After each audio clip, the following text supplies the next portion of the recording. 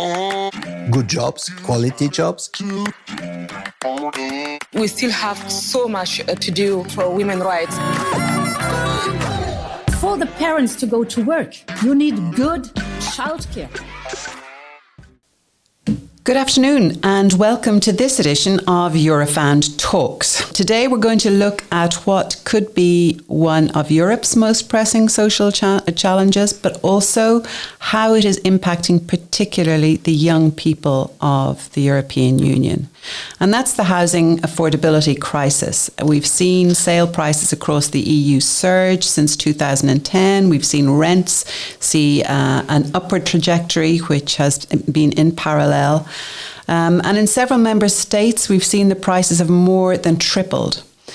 Particularly, we're seeing this growth in urban areas where most employment is concentrated, which is causing its own number of difficulties, not least in terms of social cohesion.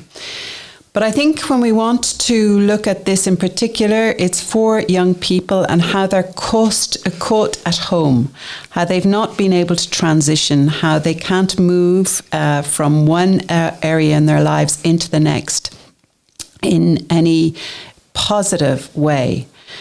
They're caught between the rising costs and, I suppose, also looking at employment, some of them in precarious and insecure employment, and this idea of being able to save for a deposit or being able to find even an affordable rental as you start into perhaps your married life, your family life, or moving indeed from college into employment has become increasingly difficult for young people today.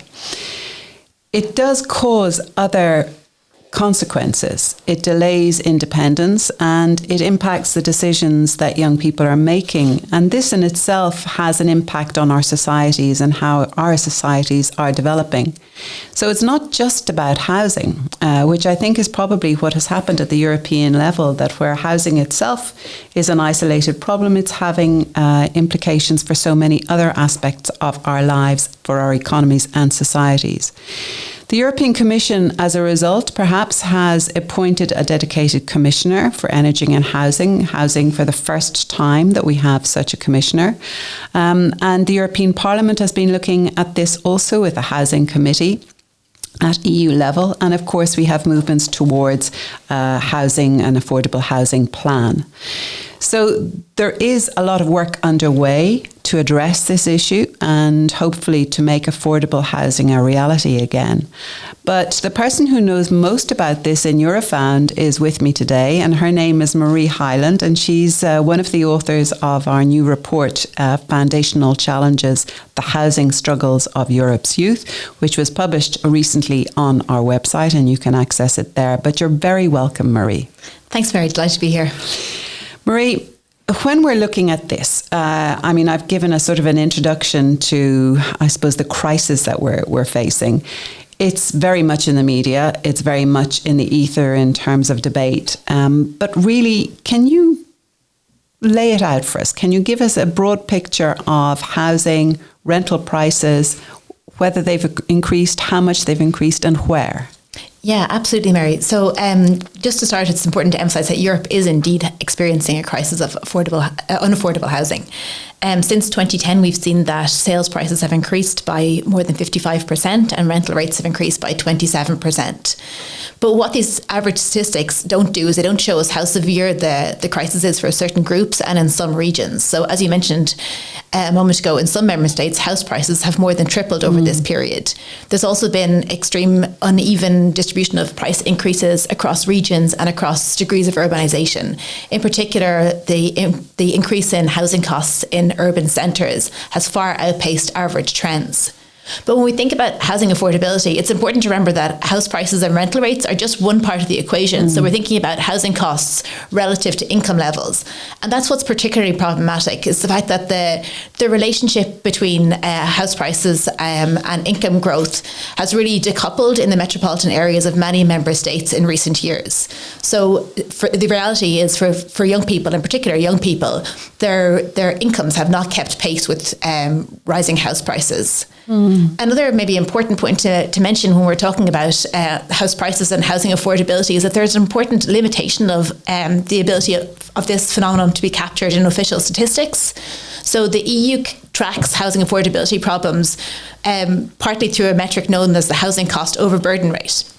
So we're all well aware of the housing affordability crisis that's taking place across many member states. But if you look at this statistic, you can see that the actual rate of housing cost overburden has been trending downwards over the past decade. So this kind of flies in the face of what we know to be the situation on the ground. So explain that to me. Yeah, well, so what's really happening is, like, on the average, you can see that that because, you know, incomes have been rising for some groups of people, so some groups of people are actually faring quite well within the current housing situation. But it's really important to look beyond the average and see in which regions and for which particular groups of people they have really not been able to keep up with these housing price increases in terms of how their incomes have developed over this time period. So for this reason, we think it's really important to kind of look beyond the averages, which is why we decided to look specifically. And drill down. Yeah, exactly. Look specifically at the situation facing young people. And then we also present highly disaggregated spatial analysis in our recent report to highlight where housing affordability problems are really most acute. And where the tensions are. Exactly. But I mean, give me a benchmark as to what is the proportion that we would assume people would have to pay out of their disposable income on housing on a general basis? Yeah, so this is, you know, quite a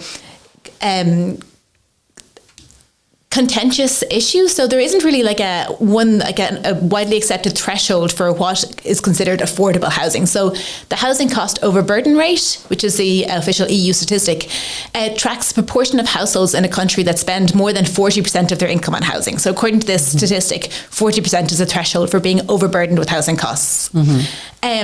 But in general, a ratio of about 30% would be considered kind of the threshold for affordable. A third of your disposable income should or could be assumed to be required to cover your housing needs. Exactly. Okay. And then when we're looking at the moment, when you talk about this overburden rate, it's anything beyond 40%. But are we seeing statistics which are in the 60%, 70%? I mean, what kind of overburden are we looking at in different member states? Yeah, no, indeed we are. In certain member states, in certain regions, and for some groups, we're seeing statistics that are far above this 40% threshold. But again, it really depends on where you're living and, you know, what sector you work in, if you're in employment. So we see a really wide range of diversity in terms of this indicator. Okay, and when you talk about younger people, I know that this is the focus on it, but why focus on younger people? I mean, are older people not suffering also I was reading recently, in fact, about the crisis that older people are facing when it comes to accessing affordable housing. Yeah, indeed. And I've also been reading recent research that's shown that older people are, you know, particularly those who are in the rental segment of the market, are in increasingly vulnerable situation. But we decided to focus specifically on young people because the data that we looked at showed that they were really facing a large array of challenges. So in previous research by Eurofound, our colleague Hans Dubois introduced this framework for assessing the types of problem that unaffordable housing can give rise to. So under Hans's framework, he stressed that unaffordable housing can give rise to housing exclusions. People may, you know, because they can't afford housing, may end up living on the streets, living in shelters, living with parents, friends or relatives. It also gives rise to housing insecurity. So people are living in a situation where they have housing, but they're at risk of losing it because it's going to become too unaffordable to them. There's also the issue of problematic housing costs. So people spend so much of their income on housing that they can scarcely afford to pay for the other necessities in their lives. To eat well. Exactly, to eat or to pay for healthcare or childcare, education. And as such, they live in a situation of financial strain. And then the fourth type of problem under this framework was housing inadequacy. So people can't afford to live in housing that's of decent quality or of sufficient size for their household. So when we looked at a range of metrics that capture these four problems, we found that young people were more vulnerable in the current housing situation across all four types of problems. All four, okay. Yeah, exactly. Okay. And then maybe also just to emphasize that we also felt that it was really important to look at the situation of young people because they're particularly vulnerable to the consequences of the housing crisis. You know, they're facing this crisis at a really crucial period of their lives when they're trying to transition to living as an independent adult. They're also making really important long-term decisions about their education, their careers, family formation. So they're facing this challenge at a really consequential point in their lives, and for them the impacts and quite stultifying if you can't move forward. Yeah, which has impact not only on them, and as I said earlier, it also has an impact on society at large. Absolutely. Yeah. Okay, and I mean that sort of indicates why the focus on young people. But is that young people focus the same across the European Union? I mean, we know that here in Ireland is very much something which is on the policy agenda at the moment. I don't think there's a day goes by that we don't hear talk about the housing crisis. But are we looking at this on a European scale? Would we see the same challenges being faced by young people across the European Union when it comes to unaffordable housing? Yeah, well, the reality is that the housing situation is very different across member states. So the housing system is very different across member states even. So we see that there are differences in the prevalence of different types of tenure, differences in the size of the social housing sector, very different policy landscapes, and then also very different economic forces at play in terms of things that might be driving the supply or the demand for housing units. But what our research shows is that in all member states, there are households or particular groups that are vulnerable. There are people who are, have low income jobs, who are in precarious or uncertain employment situations. There are people who are looking for jobs or who are looking to pursue education in large urban centres where employment and education tends to be concentrated, but where housing affordability problems are also most acute. So we can see that there's a wide diversity in terms of how severe the problem is across member states, but in all member states there are particular groups who are vulnerable in the current housing market. And when you talk about this, Marie, I mean, you talked about it, you alluded to it there. I mean, the issues that are at play here, is it only about supply? Is it about building more houses? Certainly in certain countries, in certain areas, I'm sure that is the case. But, are there other market factors? I mean, are we looking at Airbnb equivalents being an issue when it comes to accessing housing and affordable housing and indeed adequate housing? Is it about second homes? Is it about investment funds? What are we looking at when it comes to the sort of factors that are really propelling us into this crisis? Yeah, well, the really interesting thing is that there are really important drivers on both the demand and the supply side that are leading to this crisis of unaffordable housing. So on the demand side, you have things like demographic trends, changes in societal norms and economic factors. So looking at demography, first of all, we're seeing an increase in the EU population over time. So the population is growing. In parallel with this, we see increasing life expectancy and an increase in the number of healthy life years. So while these are really, really positive developments, that people are living in their homes for longer, it does place an additional stress on the housing market if we don't build more units to compensate for the fact that people are living in the units for longer.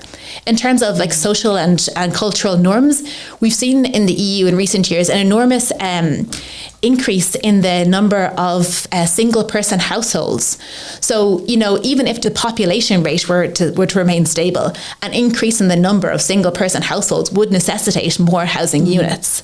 And then when you look at perhaps the housing type that's available does not link or align with what the requirements are. With these smaller household sizes, exactly. So you definitely do see a mismatch between people, the housing type that they're living in and maybe what the ideal would be. And you see rates of overcrowding in houses, but also of under occupancy. So there's definitely a mismatch. And that demographic dimension that you refer to there means that there are necessarily a lot of older people living in bigger houses, exactly, which are unoccupied for the most part. And then you have the younger people who are in single occupancy, perhaps not being able to access the kind of, I suppose, housing type that they're looking for. Yeah. So this mismatch Is it possible to address that though with just building different types? I mean, how do you address something which is so embedded in the structure of the housing market? Yeah, well, it's honestly it's a really, really difficult, issue to come at from policy. This issue of, like downsizing or right sizing is how it's often referred to, trying to find people, like housing that matches their needs. And the reality is that for people even who would want to downsize, it's not always easy to find, to find an adequate size dwelling in the location where they want to live, where they're still well connected, where they know people. So asking people to sell up and to move to a smaller unit isn't always isn't necessarily a viable option. Yeah. Yeah, go ahead. No, I was going to say just coming back to the issue of the demand side drivers.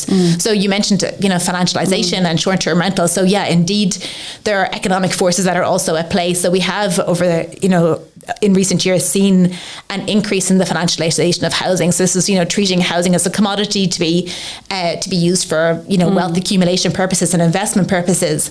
There's also been an increasing phenomenon of the build to rent model of housing, which bypasses the private home buyers entirely. Yeah. And what this is also kind of one of the problems this has given rise to is that over time the traditional link that has been there between wage growth and house prices has been broken. So they don't necessarily match anymore.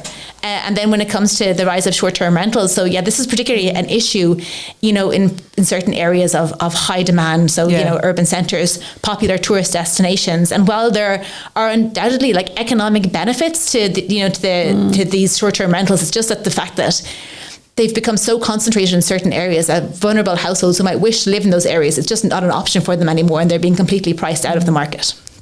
So there's a huge policy dimension at play here, because of course that also feeds into the wealth inequality that we're talking about, and that in fact I think other colleagues have done quite a lot of work on, and how the housing situation feeds into increasing this wealth inequality, which is also linked to the demographic aspect that we talked about just now. Yeah, absolutely. And in terms of policy developments to address this, have we seen any particular member states moving forward in any positive way to try and offset that? In terms of the financialization or short-term rentals. So yeah, there different local governments and member states have been, addressing the issue in different ways.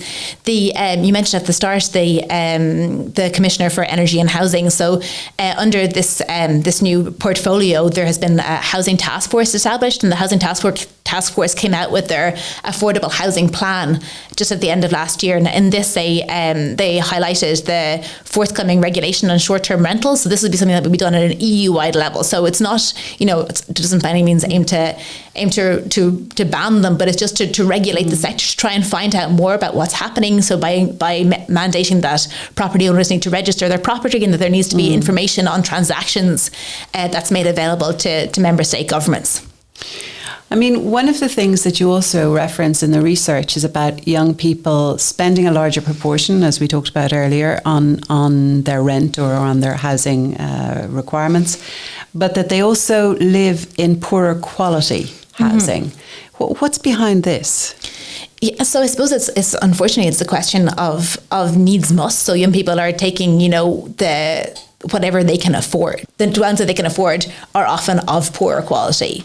So, the issue of housing quality is really, really important, because a huge proportion of the EU's housing stock was built in the years before the year 2000. And so, it's generally of this property is highly energy inefficient. A lot of it's of poor quality.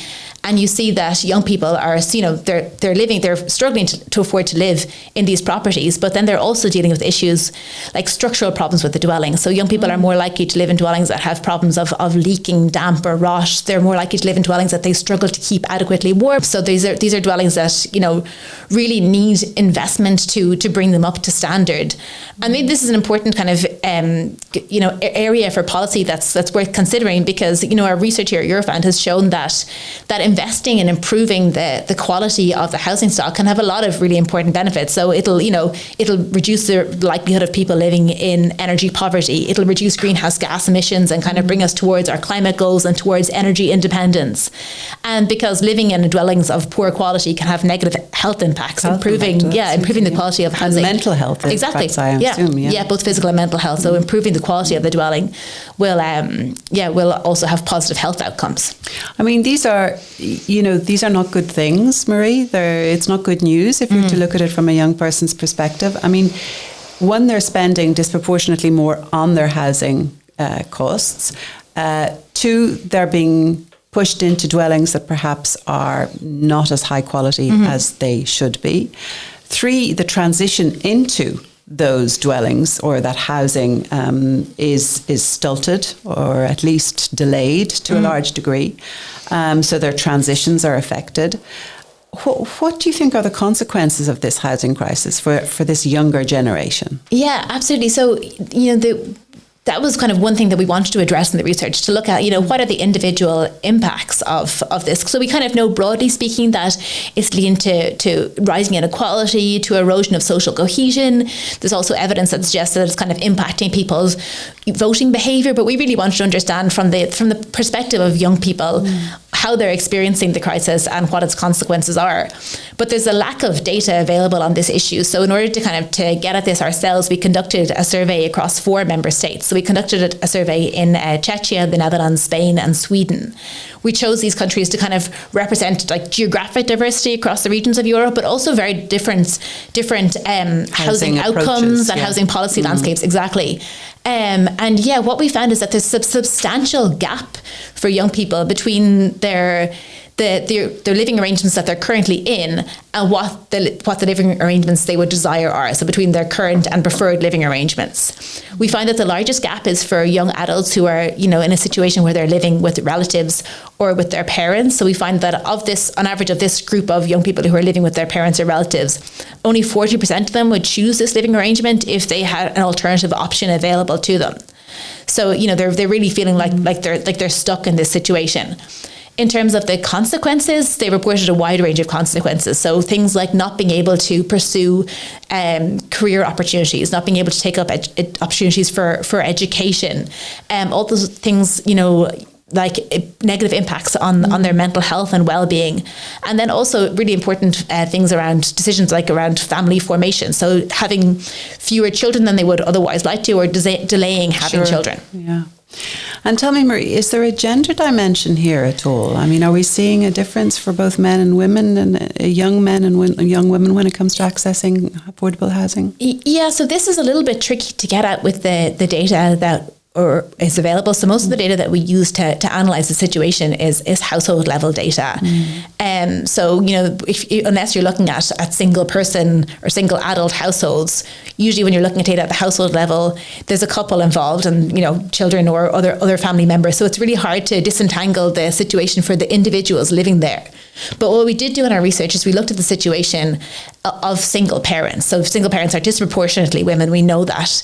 And what the statistics show is that they're facing all these problems at an even higher rate there. So what we find is that they're, because they have lower income levels, it's just one adult earning in the house. So they're more likely to be overburdened with housing costs, which also leads to increased levels of housing insecurity. They have childcare needs that they need to pay for. So they're struggling more in terms of financial strain, in terms of having to deal with these housing costs. And then they are also more likely to live in dwellings that are of poor quality. But it seems from what you're saying, Marie, that, we do have this affordable housing plan, which, as you say, was unveiled in December of last year. We do have a new Commissioner Jorgensen for housing. We do have more, I suppose, motivation and energy towards addressing this.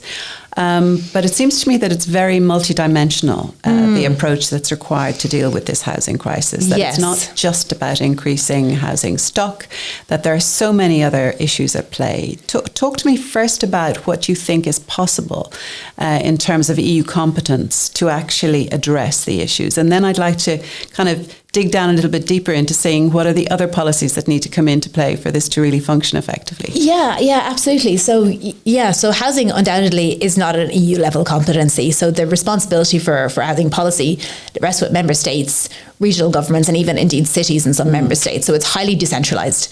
But the EU has really important levers at its disposal, which it's already been using. So the first maybe is to highlight is funding. So the EU has already been significantly investing in housing through the Recovery and Resilience Facility, Cohesion Policy, even Horizon Europe programme. So to date, they've invested 43 billion in housing.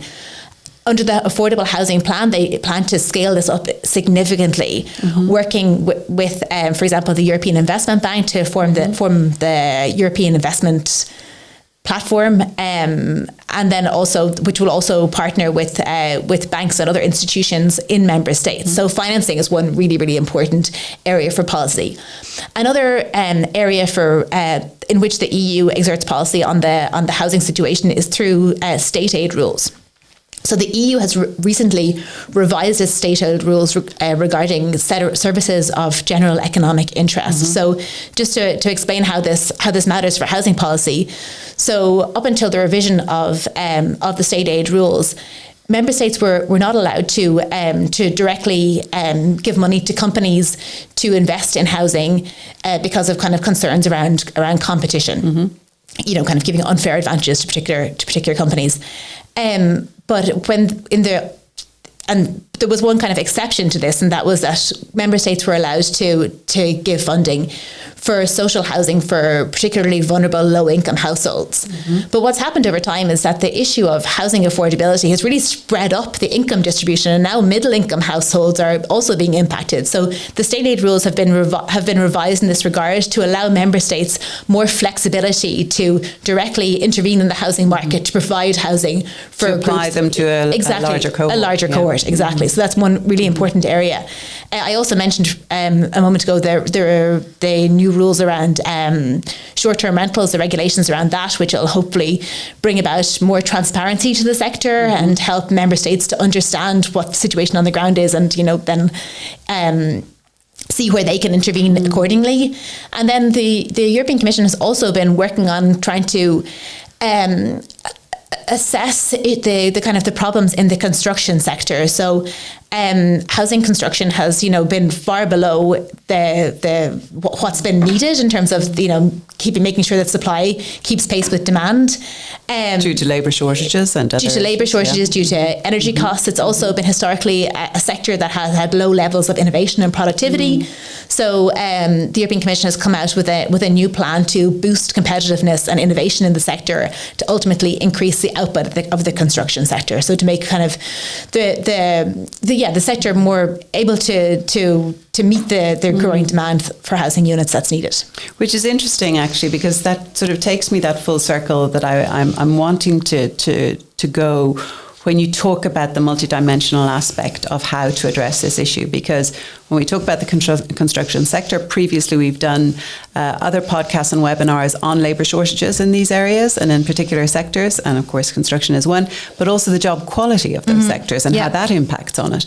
And I suppose here I'd just like to explore a little bit, where are the other policy dimensions that you think we need to trigger, or we need to innovate a little bit more to ensure that the housing crisis doesn't operate in isolation from all of this? Yeah, of course. So I mentioned earlier about the issue of housing costs being just part of the housing affordability problem. So if you look at the other side of the spectrum, is income. So ensuring people have an adequate income to meet their standard of living. So to ensure that there's social protections in place to safeguard people's income levels.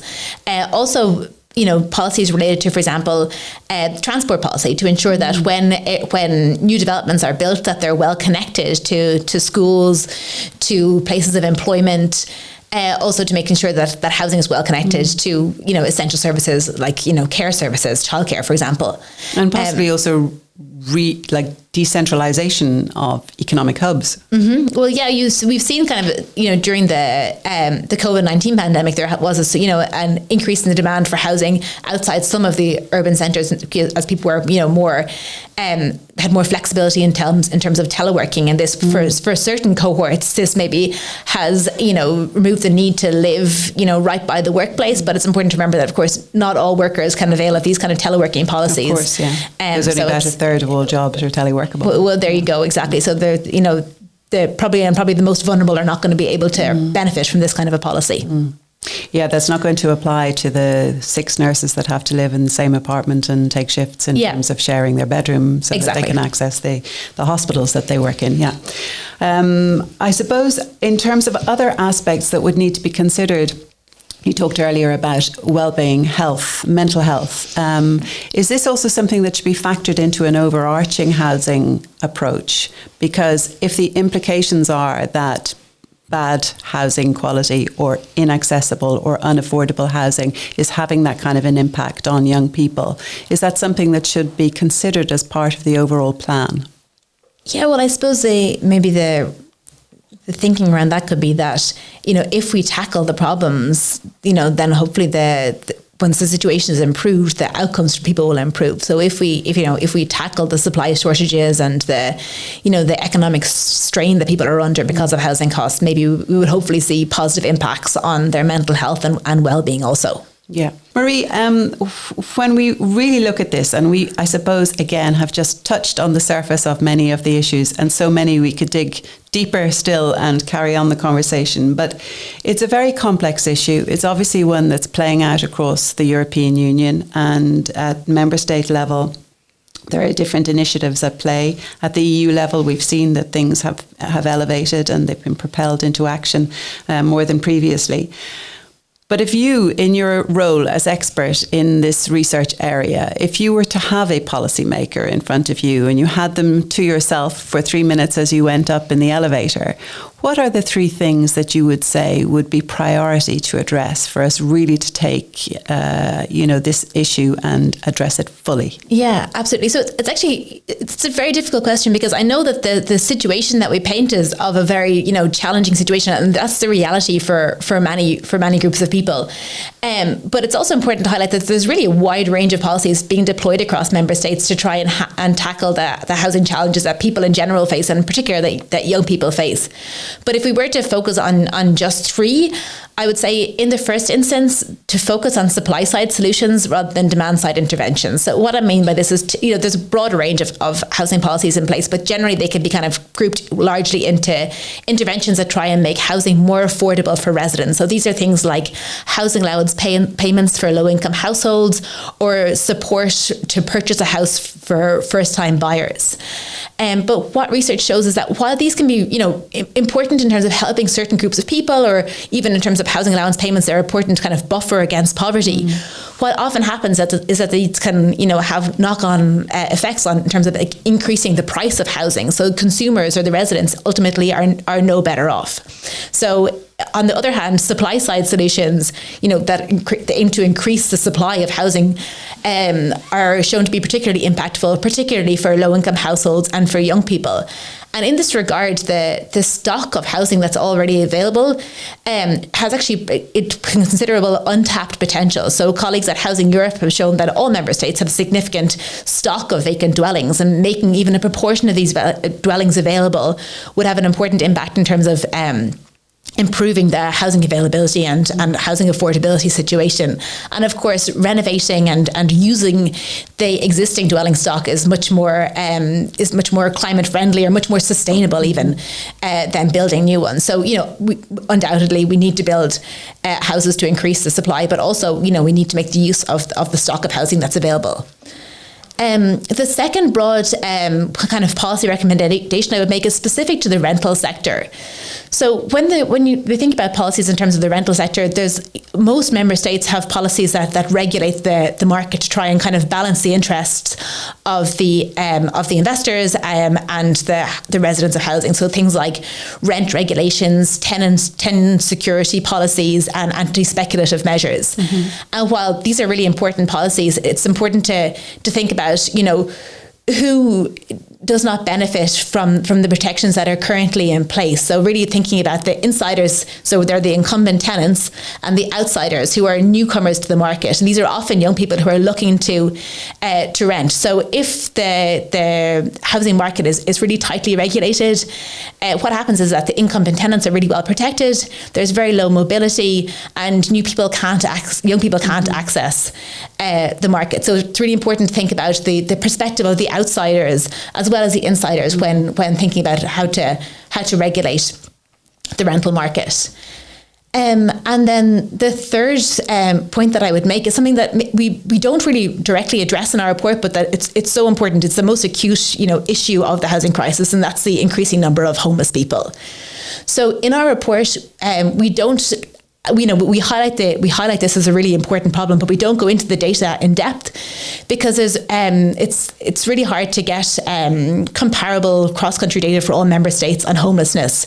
So FIANSA, the European NGO working on the fight against homelessness, has done incredible work collating data across member states on homelessness counts.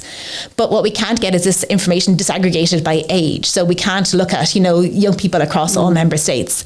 However, the data that are available do show that increasing number of young people in certain cities experiencing homelessness, and amongst young people there are particular vulnerable groups. So for example, people who are leaving the care system, so foster care or other care living arrangements, and when they often when they turn 18, they can no longer access these services, and they're in a really vulnerable situation because they're the people who don't have the option of living with relatives or parents, or who may not have the option of living with relatives or parents. So it's really important that policy intervention, is addressed at tackling the problem of homelessness, in particular of youth homelessness. And research has shown that housing first policies, which have been shown to be really impactful, and are in place in many member states, but in many member states they really need to be scaled up.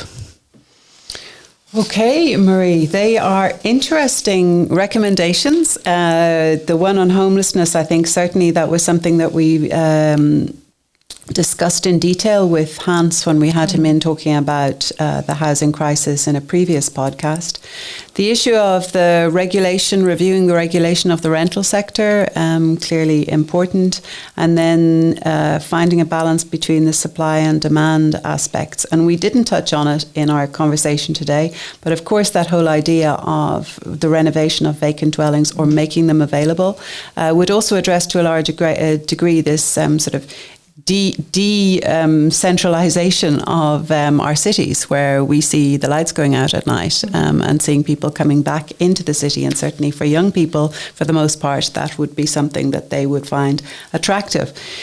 So I think it's fair to say, Marie, that we've just really touched on many of the subjects today, but you have been a font of knowledge as always. Thank you very much for joining us today.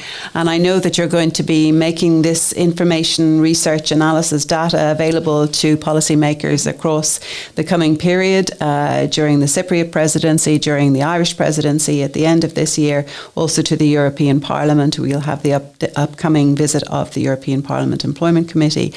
So housing is very much on the agenda for all of these people, and the work that Eurofound is doing on this is available, of course, to everyone. It's available online. You can find the report that I talked about, The Housing Struggles of Europe's Youth, is available from our website, as are the various podcasts that we have already published on housing, and a webinar which took place last year sometime. I would also draw your attention to our new housing dashboard, which is available on our website, which allows you to play with the figures that Marie has alluded to during our discussion today, where you're able to look at them according to different indicators and topics, and also look at them across the different member states and make your own comparisons, which will allow you to dig a little deeper into what we discussed today. I would ask you to continue to follow us on Eurofound Talks, like us or follow us on the Spotify channel as always, other social media channels as you wish, and of course to subscribe to our newsletter, which is our monthly update on what's going on at Eurofound. So until next time, thanks for joining us today, and we look forward to the next time when Eurofound talks to you.